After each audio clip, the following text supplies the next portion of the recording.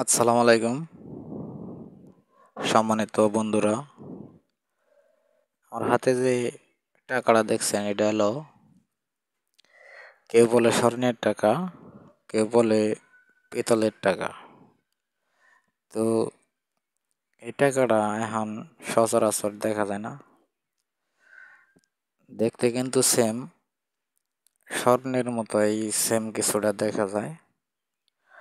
তো এই টাকাটা অনেক মানুষ হয়তো হাতের কাছে রেখে দিছে, যদি মানে পরে শোনা যায় যে এটা স্বর্ণ, এর ফলে লুকিয়ে রেখে দিছে। কিন্তু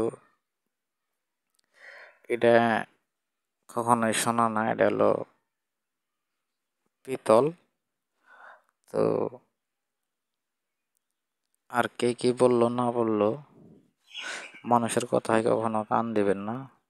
ওই স্বর্ণের টাকা এটা সেটা ওগুলো শুনে নিজের মূল্যবান সময়গুলো নষ্ট করবেন না। তো মূল্যবান সময় নষ্ট করার সাথে কাজ করা বা কাজে থাকা অনেক ভালো।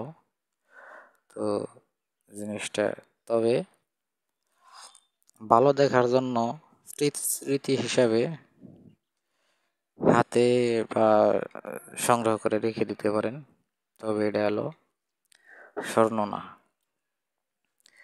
কে কি বললো না বললো ওইদিকে কান না দিয়ে যে যার যার মতো কাজ করবেন, এটাই পারফেক্ট। তো কারো কথা মতো শোনার দরকার নাই। তবে স্মৃতি হিসাবে যেমন আগেকার কিছু পয়সা আছে, ওই ধরনের পয়সার মতো যদি স্মৃতি হিসাবে রেখে দিতে পারেন, কারণ মানুষ তো স্মৃতি হিসাবে অনেক কিছু হাতের কাছে রেখে দেয়। তো ওইভাবে স্মৃতি হিসাবে রেখে দিতে পারেন। তো সম্মানিত বিয়াস, সবাই ভালো ও সুস্থ থাকবেন। আর আমার ভিডিওটা যদি ভালো লাগে তাহলে লাইক, কমেন্ট, একটি শেয়ার করবেন ইনশাল্লাহ। ধন্যবাদ।